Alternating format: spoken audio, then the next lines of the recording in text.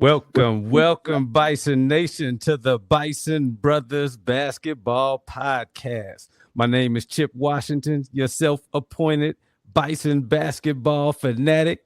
I got my other two hosts here. I'll let them say who they are. What up, family? This is Brian B. Smooth Foston, ex-hooper, better golfer than the last time we chatted, man. My handicap keep coming down, so I'm ready for a little more basketball from the sidelines. What up, E? Hey, what's happening? My name is Eric T. Washington, E-Wash. I'm an actual Bison brother and a Bison brother in effect with Mr. Foston. Hey. So just welcome. Glad to be here.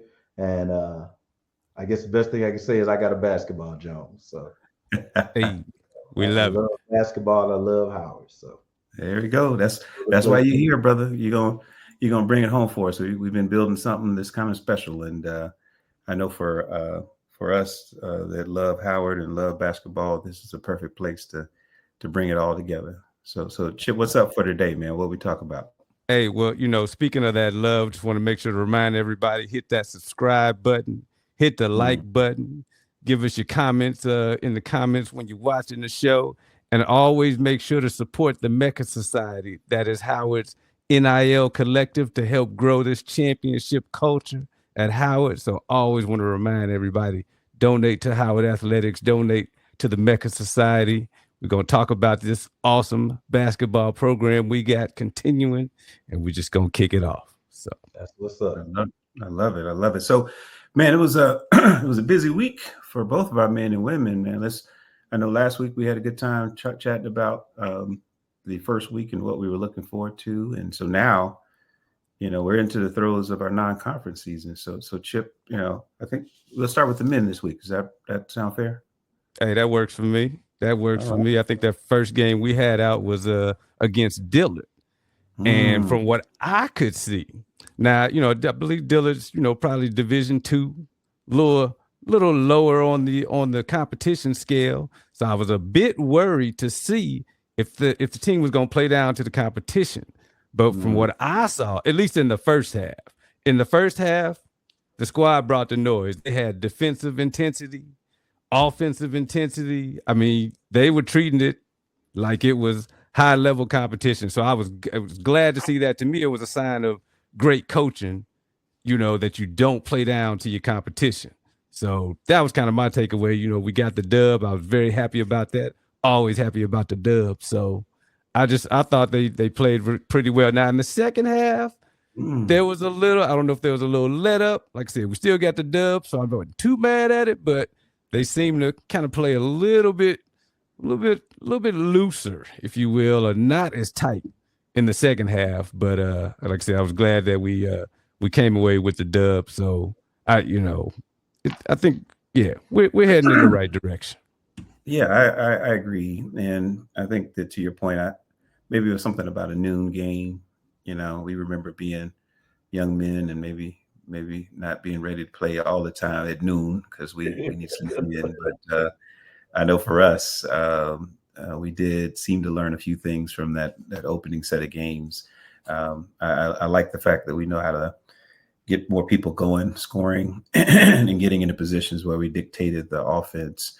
I was a little worried based on focus because we didn't really get our free throw shooting down. And, that's probably the number one reason why we can close games the way we can is that we shoot pretty well. But we barely cracked, just under 60% from the free throw line, which is uncommon for us. So to your point, the second half was more of us maybe not focusing. But I take that away as just maybe to the point, they knew they were more talented maybe, but we got to play at a higher standard if we're going to be able to set a tone going into conference play.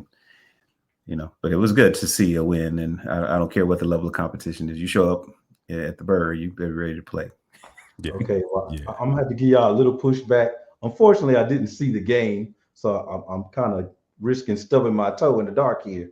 But you know, you don't want to give anybody any bulletin board material by suggesting that Dillard wasn't. You know, I don't know. You know what Dillard's record was, and maybe I could enlighten me on that a little bit. But you know, I just want to speak for myself and not throw y'all under the bus. But you know, I take Now your that to your point, Dillard was 3-0, I believe, coming into the contest. So you know, yeah. So y'all just backing the bus up on me. That's cool. I mean, I ride hard for Howard, even if I'm the bus bump that people have to ride over. I'm just saying. Well, you know, records are one thing, but you know, when you watched it with your own two eyes, they did have a young man. The guard was making his and one mixtape on this. He scored a lot. He's gonna get some looks based on playing that against some competitive folks. But overall, they were they had some size down low, but you could tell that we were a better team just based on the level of competition that we play. I won't say that it's because they're at a different conference, but it's early in the season. Everybody's trying to learn what they are. So just like we play against a Kansas, they play against us, and they try to figure out where they are. So that's right. It's real. I think that the game was competitive not because we were so much better, but I think that we did let the people who were good on their team finally get going, and that's where we have to be careful to read the fine print on the scouting report. And this guy goes off, the game is tight. So that's real. That's real. Right.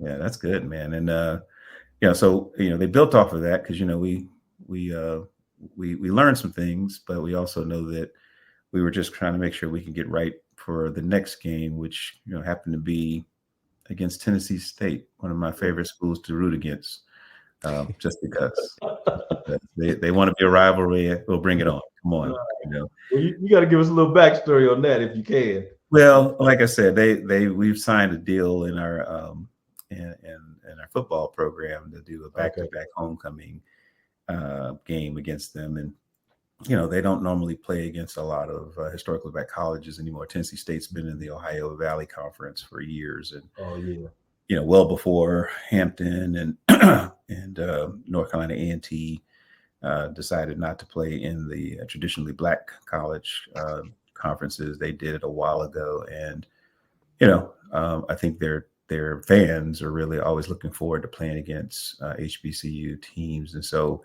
When they said they were going to come to DC this time for our 100th homecoming anniversary, they did spend time basically telling us how they were going to come and take over our homecoming, and they brought a lot of people. And so the money we made, we appreciate you, but they made it seem like they made our homecoming or just ruined our homecoming because they won the football game. And I'm going to teach them that it's a little bigger than that, but so just know that sports wise, I kept that's the feather. So when I knew I made them early in the basketball season, I said, well, so if you're gonna be a rival, be a rival. Come on. Yeah. And you all got a chance to I think check them out down in Atlanta. So I can't wait to hear how that turned out. I know how I cheered differently, but I'll tell you about that later. I just want to hear. Well, we were able to go in and go against what I think are at least my opening impression is that. I saw kind of a mirror image of our team. They had a lot of things that we like to do going for them. And so it was interesting to see a team almost equally matched to us just going at it. So good game. What do you guys think? Oh, well, I'll let you go first, Chip. Well, you know what? I was going to let you go first this year since you debuting to Bison Nation here. Go ahead. And keep watching in the building. Yeah. Conspirator and sometimes bus driver. Yes, and I talk a lot. So but hearing what you said kind of gave me a little different paradigm already in terms of the venue, the crowd, seeing how people were responding. But to the main point, which is the basketball. I kind of told Chip maybe about 5 minutes before halftime, the thing that I liked the most, and we talked a little bit about this before we started the show today, that I like to see things that are good for basketball. Mm-hmm. And one of the things that stood out to me was they kept feeding the post. They played defense and they kept feeding the post. And you would think by hearing all of the new wave basketball consigliere, oh, you got to shoot the three, you got to do this, you got to do that. And those were the things that seemed to help them remain calm and poised, not let the game get away from them when things weren't necessarily going their way. I was so impressed with that. And it kind of cut that crowd kind of quiet too, like, shh. So I did notice that every time they cut to the Howard crowd, it was like some of the same faces, but everywhere else it seemed like it was Cincy State all over the building. So I'm glad y'all shut them down a little bit. But I think Chip can corroborate this. I was cutting the food and I had no problems with it. I had a couple of Howard people looking back at me like, why you doing that? I'm like, why you ain't doing it? Larry, to your point, I think some of the coaching staff, they were looking back at the crowd like, get up, come on, we want y'all, we need y'all. So yeah. And at the risk of sounding immodest again, they didn't have to say that to me. I love it. This is where we got fans right here. No doubt. You get a chance to rock out with your team. That's beautiful, man. No doubt. So Chip, what did you see, man, while you were taking it all in? Yeah, so what I saw, and it kind of builds on Ewash's point, was, and I see the team growing. This is the fourth game, and like I can see, it's intangible, but you can see, we got quite a few new players. You can see them coming together. And so I saw, in terms of the post, I saw Big Dom using his body, that big 6'9" frame, staying out of foul trouble. He was, he was backing dudes down, just really using his size. I definitely want to see that continue. I saw Anwar Gill, which I hadn't really seen him go in the post, quite a few times. So the fact that we got various, players that can kind of make their way in the post, which is just opens it up, for all the shooters on the outside. I think, like I said, I can see the team coming together. We're not supposed to peak in November, right? But I see the team gelling, and it's a beautiful thing to see. I'm really, really excited to see how this team is going to look come February, come March, because like I said, I could just see the communication is better amongst everybody, and the calmness. Like, it was a tight game. And to your point, Brian, earlier, let me give a shout out to Justice Jackson from Tennessee State, because that dude was looking like Steph Curry out there. I mean, I'm saying his name because that dude was lighting us up. Yeah. But despite his, Mr. Jackson's antics, the team just stayed poised, stayed to their game plan, and we pulled out the W. So I'm beyond excited to see this team continue to gel, continue to face, stiff competition, and just learn how to play together. So I'm seeing it.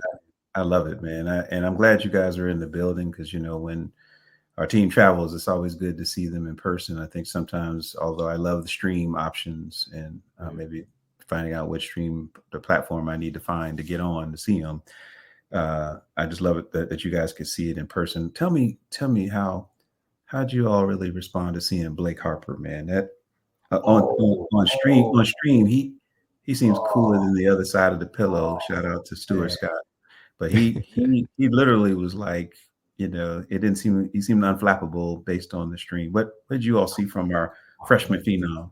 Oh man, I'm sorry, y'all just all on my street today, because he just embodies everything we were talking about before we came on. He's from the DMV, if I'm not mistaken, right? He is. Yep. He's kind of got where I will say kind of modern basketball, positionless basketball, because he's tall enough, especially at this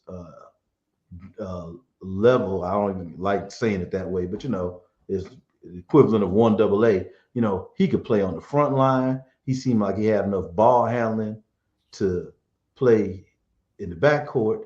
And, you know, again, kudos to the coach, because I think Chip told me he started, but he didn't really get my attention until it was crunch time. Mm-hmm. You know, and to quote, I can't believe I'm saying this, the great Larry Bird, everybody want the ball in the first 3 quarters. This might be we got to write this one down. We quoted Larry Bird on a Bison bike. Yeah. I thought about it before I said it, but you know, I love it. I love it. The truth is the truth. You know what I'm saying? It'll set you free. Hey, and I'm looking at the box score. He was the hot scorer for the Bison. So and that's what I'm saying. It was all in the flow of the game. This might sound crazy. Even when he shot, I call it a heat check shot on the left baseline, and it kind of almost either hit the side of the backboard or went over, but it was a thing where it was a call or something. So it's kind of a stop and play. But I would say the beautiful arrogance of even taking that shot, you know, fading to the left, somebody over, and he's just like, nah, I got it, you know. And he was not phased, you know, even though it didn't go in. It came right back, hit another one, came right back, hit another one. And he was the one, you know, I was going to mention this earlier when you were, you know, to see he was responding to us.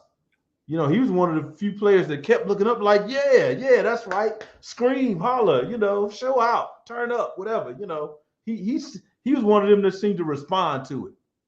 So he was ready for the bright lights in his 15 minutes is all I'm saying. Yeah.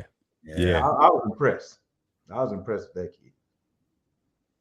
Yeah, Chip, did you see anything else there?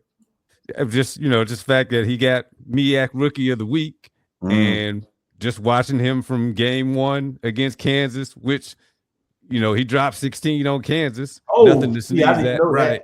I didn't know that. Oh yeah. And you know, to see him in Missouri, I mean, like, I just the brother is growing.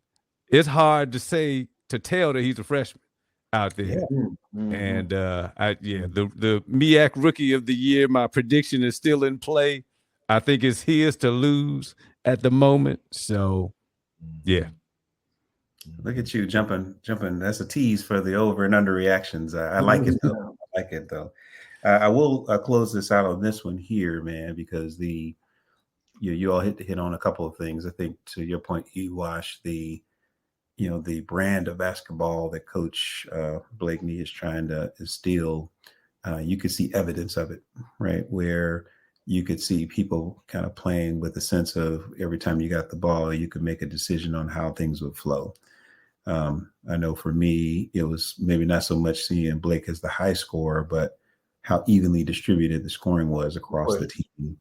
You know, we want to have that ability to be able to have anybody go off at any given time, and to have a team that could all hit double digits the way we did with all of our starters and a few folks off the bench. It makes it hard for people to game plan against it. You can't shut everybody down. So it was good to see that in play. So, you know, Dom staying out of foul trouble is something we joke about a little bit throughout the season, because he's just getting used to how fast sometimes people running up on him, you know, coming into the MEAC play. But I think to see the balanced scoring across the board was probably the most exciting part this early in the season, because you know, it was very exciting to see that we could score from every position and not feel like we had to only go through one person or two. And it was good to see Bryce Harris, you know, he's still working himself back from injury, but to see him getting back into the flow and even taking the MVP honors was really cool. I shared a note with him after the meeting, after the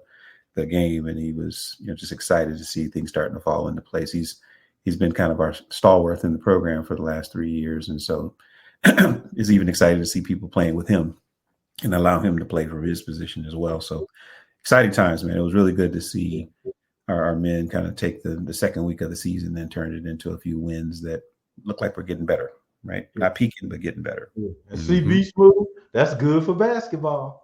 It's good for basketball, baby. It is good for basketball for sure.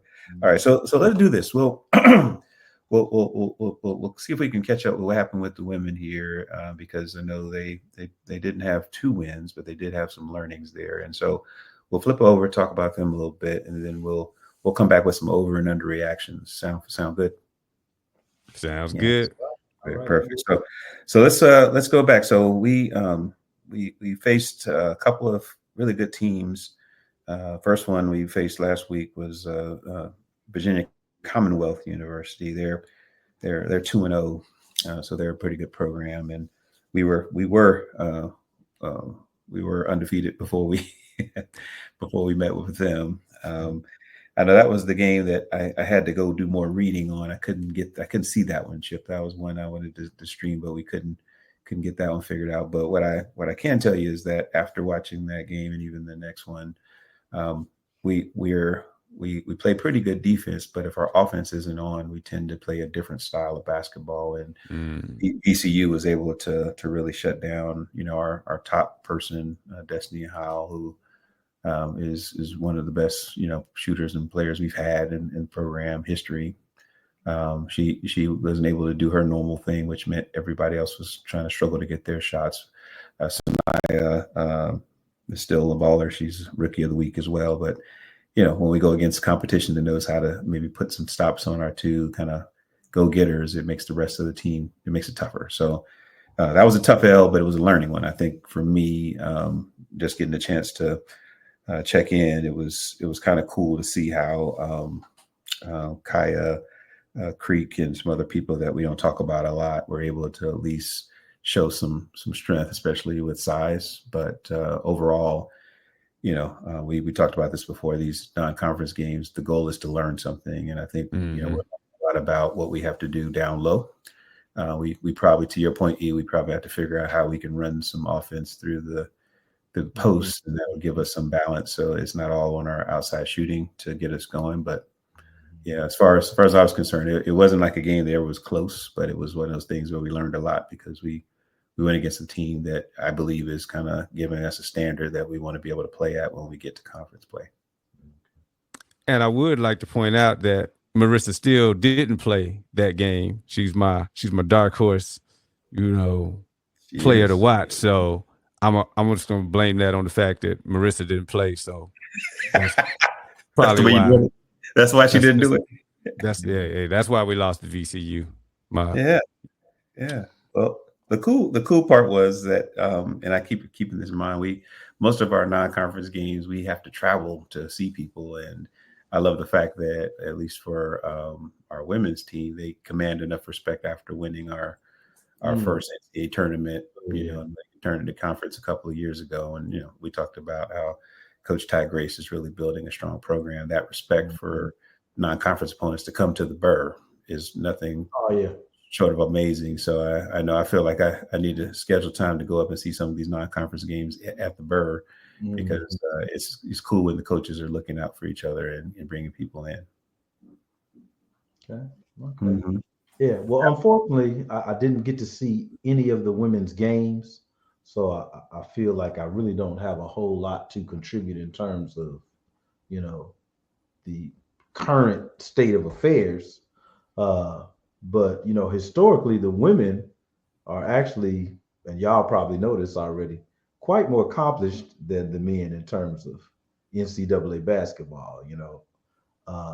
So can't really say I'm that surprised. I would really say that building on what they did last year, they're basically continuing things they've always done, especially compared to the men. I did a little digging even before we came on, and Howard has one of the 2 HBCU people in the inaugural draft for the WNBA. You knew that already, B? I tried to do my homework. I figured you might be coming for me, E. I just want to make sure. I saw you now. I'm like, oh, okay, he knows that. I mean, and just to be clear, I was at the game they won. So, okay.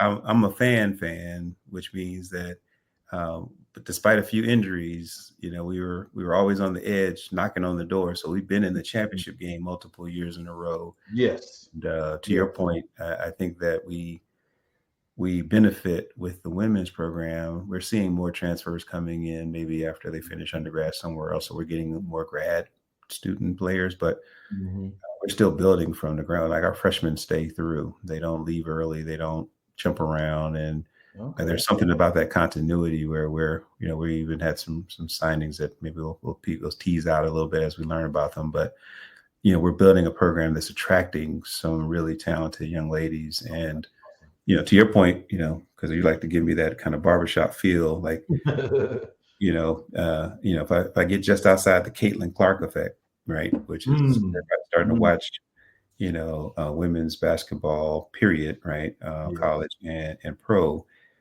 I know I've watched it differently. I've always watched, but I think I've watched it with a sense of, I realized how hard they play, and I even got to go to my first WNBA championship game when the Aces won their last championship, and it's like an untapped, source of like really good basketball. If you want to see basketball as it's drawn up versus just people maybe using their sheer athleticism to try to overpower somebody, it's to see that in play, but then to see our women's program take advantage of that, that's huge. And so I expect us, as long as we can stay out the injury that line here, I expect us to make some moves, and I'm paying attention. My deal is to see how well we do in the non-conference play to let us know how to prepare for, because once we go into conference play, we won't get we won't get the same level of competition that we're going after now in terms of getting ready for like an NCAA run. I'm like Chip here. I don't want to see them have to play in all the time, but they earn enough respect through their non-conference play. I'm looking forward to where I need to travel to go see them play in March. You know what I mean? Yeah. Well, you make a great point, man, because I actually remember in 8th grade on my oldest son's basketball team, I shout out his coach, John Carricker at the time. He actually told the players, if you want to see how basketball should be played, you need to watch the women. And I was just impressed that a boys coach would say that, to male players, when he didn't make no bones about it. So, so you spot on that.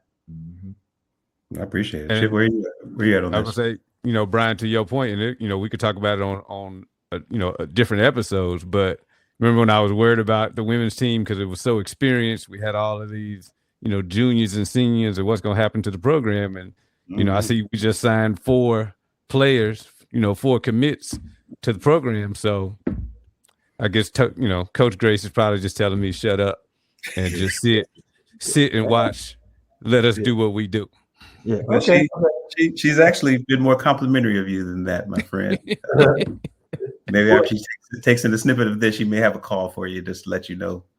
Just stay focused, right? Well, Brian, I also want to share that, just so you don't feel left out, I'm going ahead and throw Chip under the bus here real quick. Nice. Thank you. I knew it was a bad idea bringing my Bison brother, blood brother. Yeah, man. Now I have to say he's consistent in that.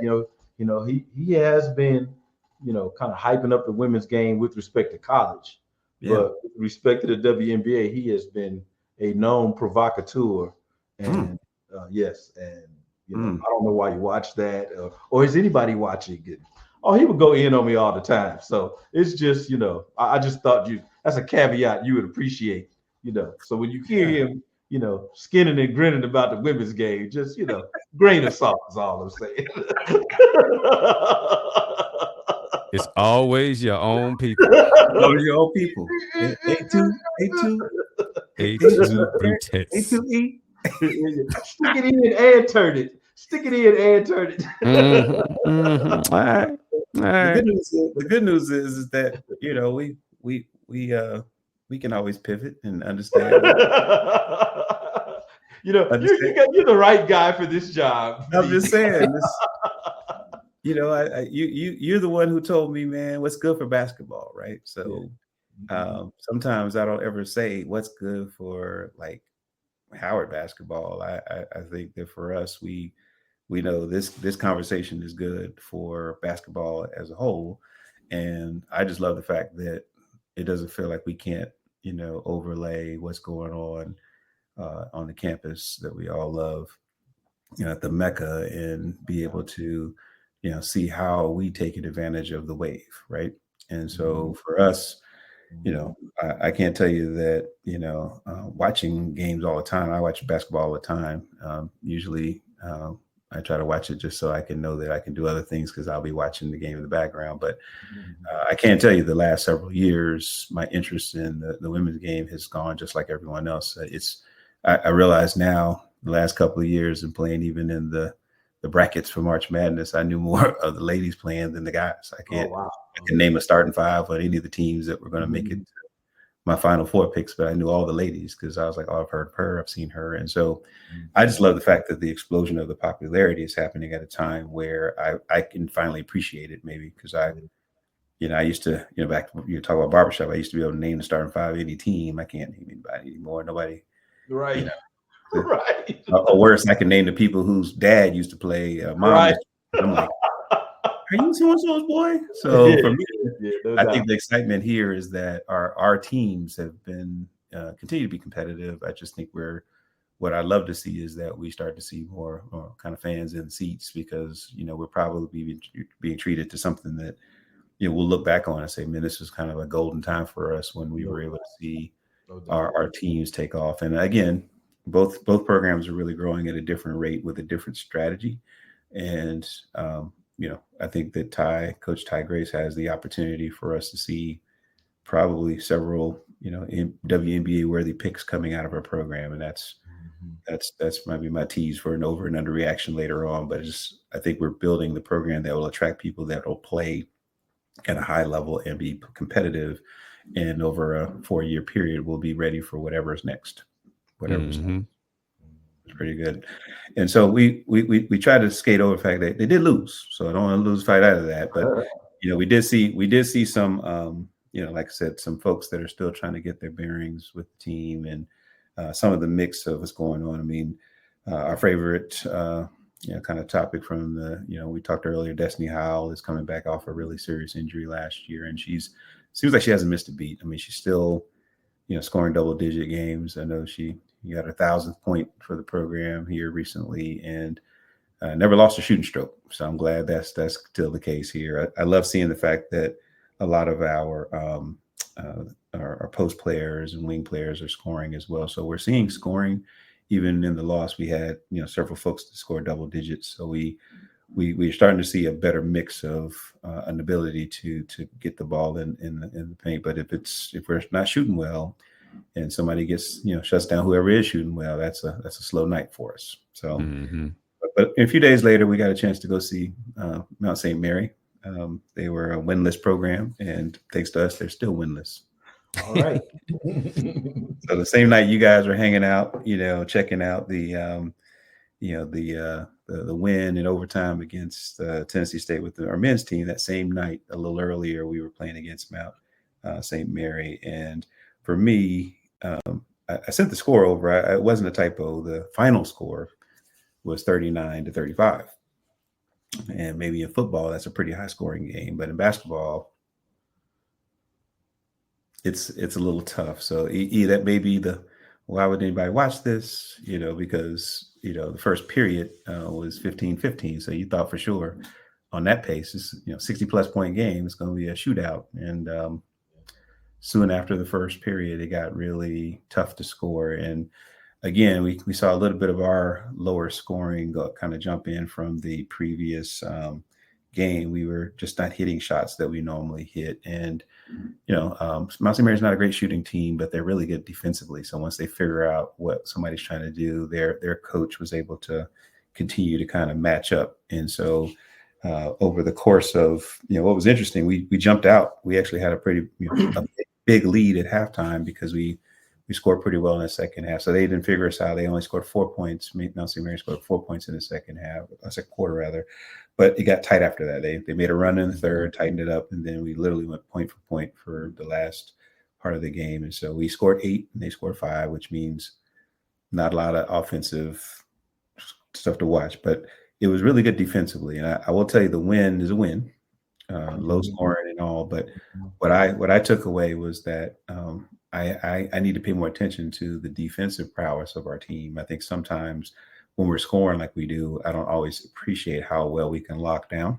And it was a quality win from a lockdown perspective. So to your point of the coach you mentioned for your son, like watching basketball being played not only offensively but defensively, it was you're a defensive person. It was a great game to watch. That last quarter, period rather, I was glued to the stream because I was like, well, as long as they don't score, it's okay. But it felt like you feel like, hey man, if they're shutting us down, can we shut them down? And so basically, it was a shutdown, lockdown, final game. So to your point, Chip, it's fun to see how our team is growing, and I think for me, appreciating our defensive prowess is going to make it fun to watch some of these upcoming games that we have, where we'll see if we can turn it on when our offense is working, and can we keep it going, or better yet, when somebody maybe is scoring at a better clip than us, can we shut it down? Can we slow it down? Mm-hmm.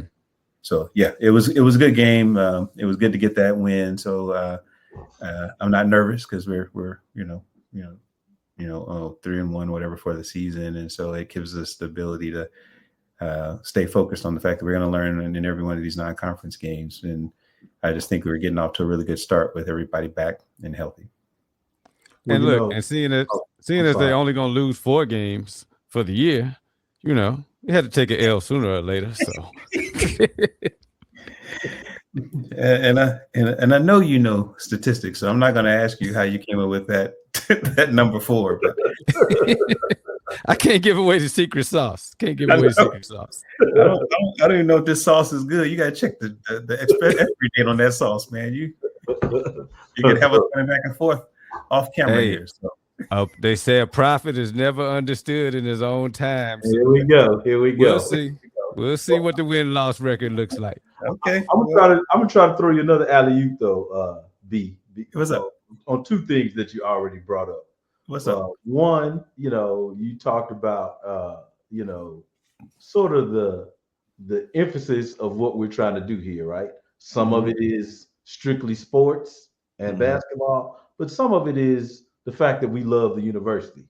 So, one of the old adages in college sports is that, you rooting for the name on the front, not the name on the back, right? So sometimes in those moments, you're like, well, why would somebody watch this? That could be your caveat.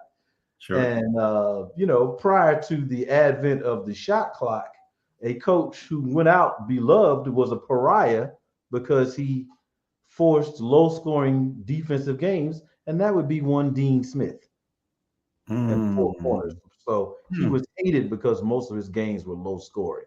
But nobody thinks about that now. Apparently, he's the only one that can hold Michael to under 20 points a game. There you go. Yeah, I like that. See, look at you. See this guy right here. See, I don't care what Chip says. I'm glad you're on this. Oh, you sound like my father. I don't care what they say about you. I don't care what they say. So here's the deal, man. So like I said, we recapped. I think it's been good to see that our men are trending in a way where we're learning lessons, and our women team is absolutely continuing to get better both offensively and defensively. I can't wait for us to see everything click together. And before we talk about what's coming up in this next week or so before the holiday, let's go to one of my growing favorite segments: overreactions, underreactions. Chip, why don't you start us off? Do you have any overreactions for us, men, women, friends, children? What you thinking about? What's your overreaction? Well, I'm still confident in a low loss record for the women. I believe they're going to put it together. It's too much experience. I think Destiny has a chip on her shoulder to show everybody that she's back. So I'm still going with my overreaction that we're looking at 4, maybe 5 losses for the season. And yeah, I'm looking at you, Norfolk State. I'm looking at you. But yeah. Tell them. Yeah. Tell them. Yeah, they're gonna have to feel it. They're gonna have to feel it. Love that bulletin board material, boy. I'm only just letting them know that we're real fans. We know how to go. Yes. I've been to Norfolk too many times to count, and they're usually hospitable until they lose. Yeah. So I lived in Tidewater area for a while, so Oh yeah, see, you gotta be careful. You might have to see these people again. Just saying. One of them L's, you know, the L's we're giving out. We're trying to give them out down in the Tidewater area, the whole region. Okay. How about you, E? Any overreactions for you? Just kind of thinking about it from the season. Well, I feel like I haven't seen enough games, so I'm gonna have to get up to speed on that. But I guess if an overreaction would be, you know, the men are gonna run the table in the MEAC. You know, this is the first time, Eric, I realized how related you and Chip really are. It hit me just now. It just. No, I mean, but real, I got the same last name, same people, but that was awesome. Yeah. But I will say that you know, I like the trend that I'm seeing from the program in that, you know, they're non-conference opponents. They're not really ducking anybody, and that seems to prepare them for the conference. And quite frankly, it seems like, you know, at least with the last couple of years, that's why they have so much composure in the tournament. Seem like so. You know, obviously, you know, running the table is embellishment on my part, but hey, yeah. So that's my overreaction, I guess. Okay. Well, I'll join in the overreaction. So, and I'll be an honorary Washington tonight. I think that my overreaction is that there'll be very few weeks between now and the end of the season that Sanaya King and Blake Harper won't be rookies of the week. Very few. I think they're going to be rookies of the week for our conference for most of the season, if not the entire season. Okay. I'll take that. That's the over. Okay, this is good. See, now we got the rhythm going. So now, real quick, what's the underreaction? What's our underreaction? And we'll start looking ahead. What you got? Chip, why don't you start us off? I would say underreaction. You know, the men taking care of business at FIU. Now, FIU got some big boys. I was looking at their roster. I don't know how much talent, but they got a forward that's 6'10", 210 pounds. They got a center that's 6'11", 225, and they got another forward 6'9", 235. So Big Dom, we're gonna need that body. So the underreaction is, you know, just Dom using that body against that big front line. Brian has young kids. Pause. Man, this isn't a family show like it would have been.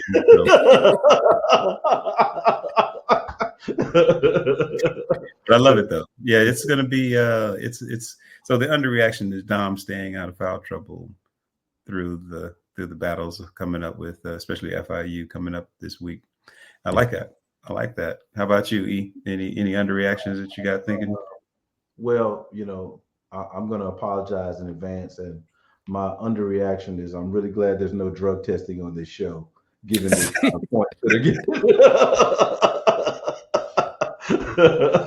Okay, we'll take liberties to edit out what we need to.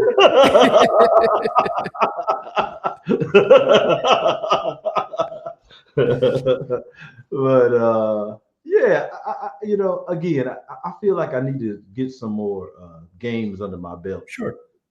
To really have a spectrum of observation before I can really kind of say something like that. And then, you know, seeing the Tennessee State game live at least gave me an opportunity, and then seeing the games in the past and those kind of things, you know, as you pointed out, as a Washington, make it easy for me to overreact.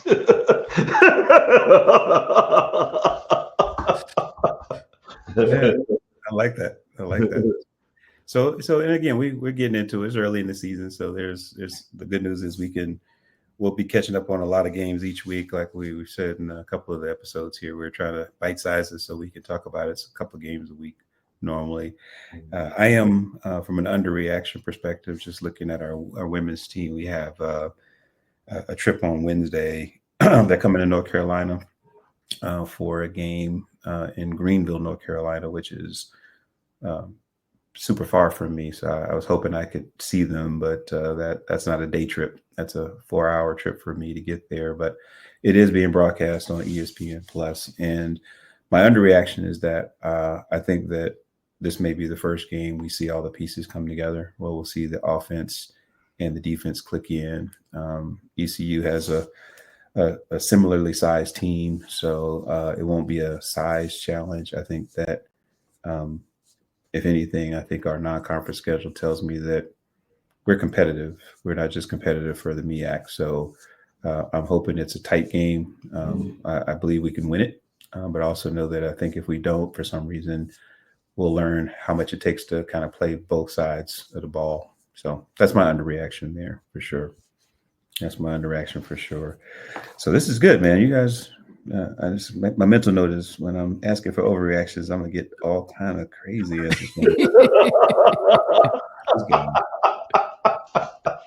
what we here for, baby. Yeah. So we're at the part of the show where we got a couple of games coming up.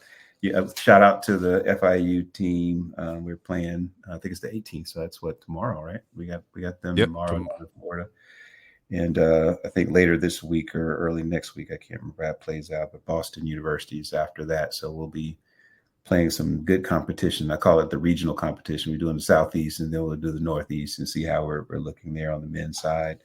I did want to shout out our women's team. We're playing ECU, East Carolina. On the 20th, and then on the 23rd, we're playing New Hampshire. So again, we'll be able to kind of size up what we're doing, and it'll be fun to see. I'm expecting us to see a balanced set of games on both sides, but we'll summarize those as we get to our next episode for sure. But with that, we're kind of come to the end of the show here. We got some closing remarks here.